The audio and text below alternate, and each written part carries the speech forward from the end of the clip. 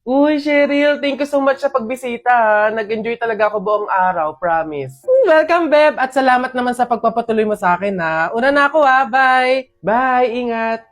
Shucks, malilate na ako sa pupuntahan ko. Nasaan na ba kasi yung kwintas ko? Dito ko lang yun nilagay, eh. Wow, babe! Ang ganda naman nito! Bagay sa akin. Joke! Over naman sa judge. Ba't naman niya kukunin yun, di ba? Tsaka friend ko yun eh. Bala na nga. Di ba? Feeling ko nga magjowa na sila eh. Tingin mo. Siguro. Babe, pabantay nga muna nitong bag ko. CR lang ako. Go, babe. I'm here na. Babe, punta na ako dun sa may counter. Magbabayad na ako. Ikaw ba? Una ka na, babe. Sunod ako. Teka, nasan yung cash ko? May cash akong dala.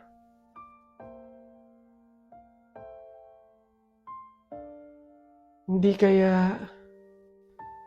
Pero imposible eh. Imposible talaga. Kaibigan ko siya eh.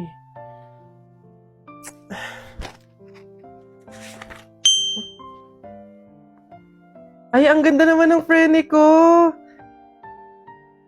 In fairness. Teka. Kwintas ko ba to? Hello, Cheryl? Nakita ko kasi yung story mo eh. Huwag kang magagalit ha, pero umamin ka nga sa akin. Kwintas ko ba yung suot mo? Babe, sorry ah. Siguro baka naiinggit lang ako kasi meron kang mga bagay na hindi ko mabili. Yung kwintas na kinuha ko sa'yo, ganong kwintas kasi yung gusto kong regalo sa nanay ko eh.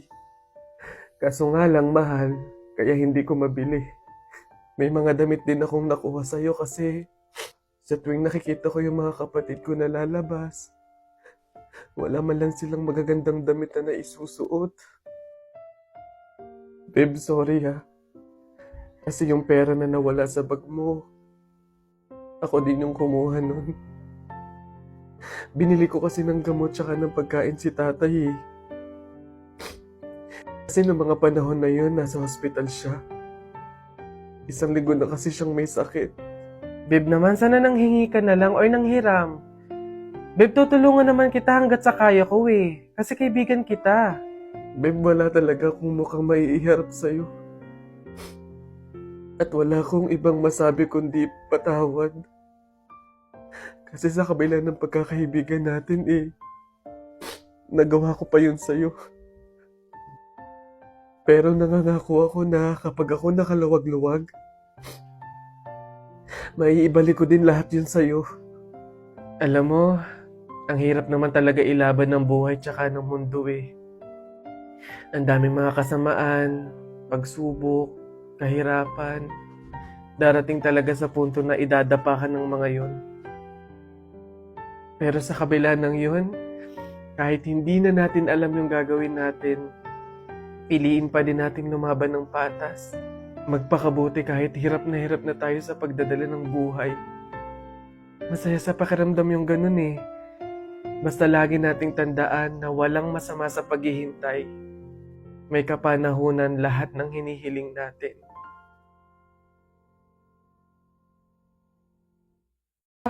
Yeah. Smooth! It even flies. Oh, sabi sa inyo, baka magduda ka pa dyan.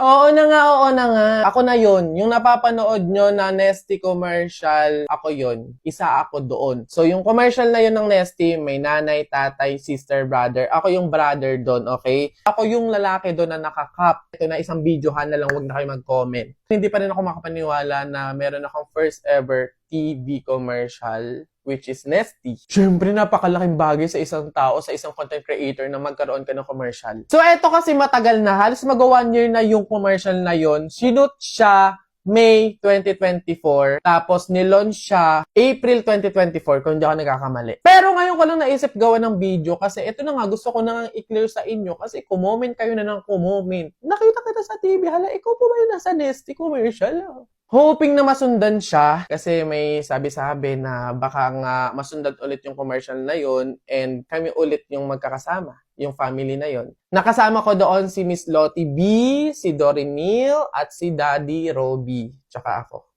So, eto na nga. Siyempre, gumawa na lang din naman ako ng video. Di patunayan ko na din, no, na ako yun. So, mag-ano ako? Reenact! Ano yung sinabi ko doon sa commercial, kung ano yung lines ko, gagawin ko. Dito muna tayo sa first exposure ko, first scene, first line. Ayan. Mom, you cook another dish, right? Mom, you cook another dish, right? See? Ako yun! Isa pa, parang ayaw mo pa maniwala eh. Mom, you cook another dish, right? Oh, ako nga yun. Maniwala ka na. Oh, ito yung pangalawang exposure. How's the ride? Yeah. Smooth. It even flies. Oh, yan. Ganito ko siya ginawa. Ito. Yeah. Smooth. It even flies. Oh, baka hindi ka pa maniwala dyan. Isa pa. Yeah. Smooth. It even flies. Oh, sabi sa inyo, baka magduda ka pa dyan. Oh, ito next. Are those new cakes? Yeah. They're lightweight and breathable. Nagyan na lang ako ng nagya dyan. Englishero pala to eh. Pasabog pala to eh. Oh, ganito siya. Yeah. They're lightweight and breathable. Ako yan. Kaboses. Kamuka. Oh, ito pa. Isa pa. Yeah. They're lightweight and breathable. Kaya naniwala na kayo. So, madami pa kasi yun, mga paning ng camera, yung mga biglaang ako yung nakapokus. Pero yung mga pinakita ko sa inyo, yun kasi yung talagang may mga lines, ganun, may mga scenes. Ayun, sana nasagot ko na kayo, wag na kayo mag-comment na paulit-ulit dyan. So, syempre, again and again, salamat kasi ako yung napili ninyo sa commercial na to. Thank you sa support nyo. Of course, syempre, nagko-comment kayo na ikaw po ba yung nasa TV commercial, nakita po kita sa TV. Even personal, sinasabi talaga yun ng mga tao and na-appreciate ko yun kasi nare-recognize nyo ako, ganun. Also, syempre, thank you so much sa brand, sa Nesty, sa agency, sa pagpili po sa akin sa commercial na to. Again, sana maulit, sana masundan. Right? No? Pero alam ko, abangan nyo. Malay nyo. So, yun na, basta nilinaw ko na sa inyo ha, sinagot ko na sa pamamagitan ng isang video na to. Ayun lang, thank you for watching, send and receive good vibes. See you on my next video content. Sorry naman mga people, no? So, sabi sa mga comment, kailangan gawan ko doon ng part 2, ulitin ko daw. Ha? Ay, oo nga!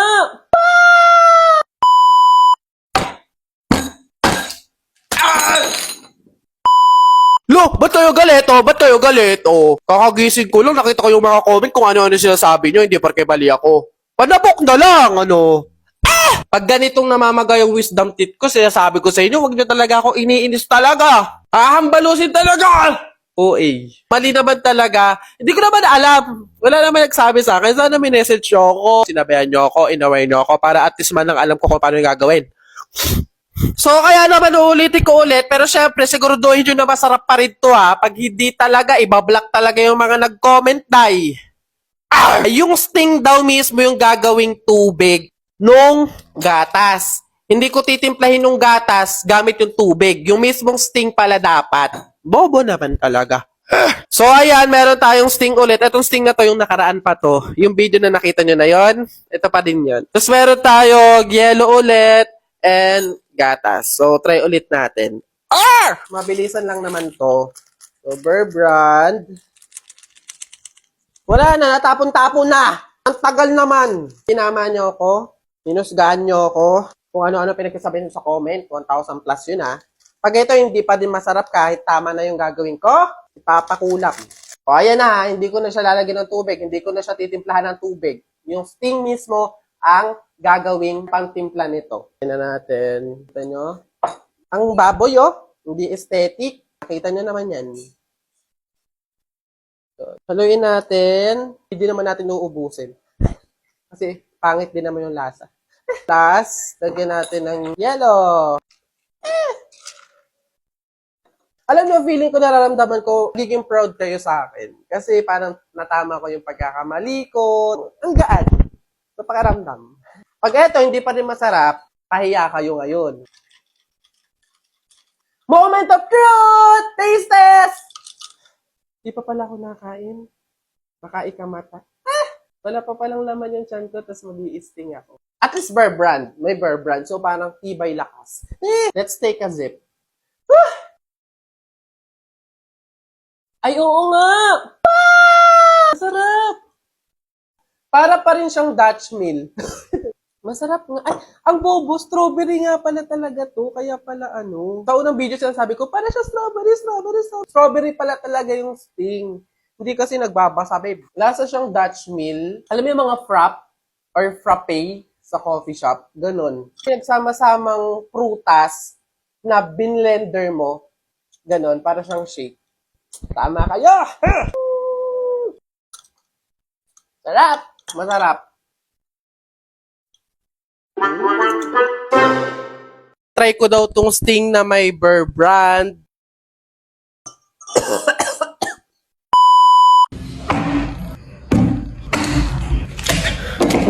Howdy people! So, ayan, nakita ko to sa comment. Wait lang. Nakita ko to sa comment. Ayan, itry ko daw tong sting na may Bear Brand. Hindi ko alam kung prank ba to, kung nagloloko ba to, kung okay pa ba to yung pag-uutak nito. Pero yeah, try natin. Ngayon ko lang to narinig. Hindi ko alam kung anong lasa nito. Pero yeah. Meron tayong baso, Bear Brand, yung ating gagamiting gatas. Tapos yung sting, syempre. Also, yellow. Anong lasa nun? Try na natin! Hot water, pangtunaw nung natin, gatas. Again, hindi to brand collaboration or sponsor, pero bakit naman? Next, yung Bear Brand naman, or yung gatas natin gagamitin. Siyempre, haluin! Hindi ko talaga ma-imagine, Ngayon, iniisip ko ano magiging lasa niya. Wala talaga, hindi ko siya ma-imagine. Sino nag-isip nito? Usap kami. Hoy, bakla, hinahamon. Tunahin na natin yung sting. Alam niyo mga people, ito lang yung first time na iinom ako nito. Sting, Bekenemen. Hindi ko alam kung kagano kadami. Kung lahat ba to or babawas lang ba ako. Comment down below. Wait ko.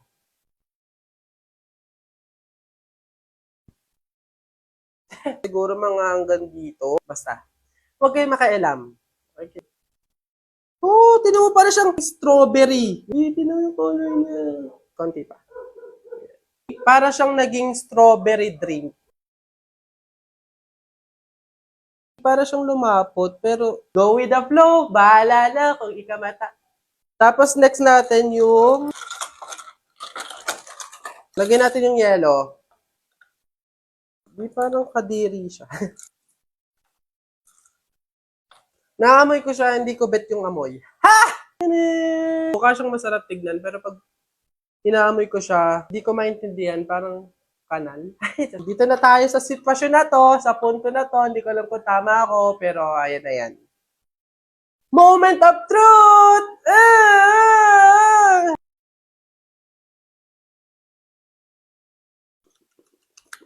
Parang panis na gatas. Nakakaubo?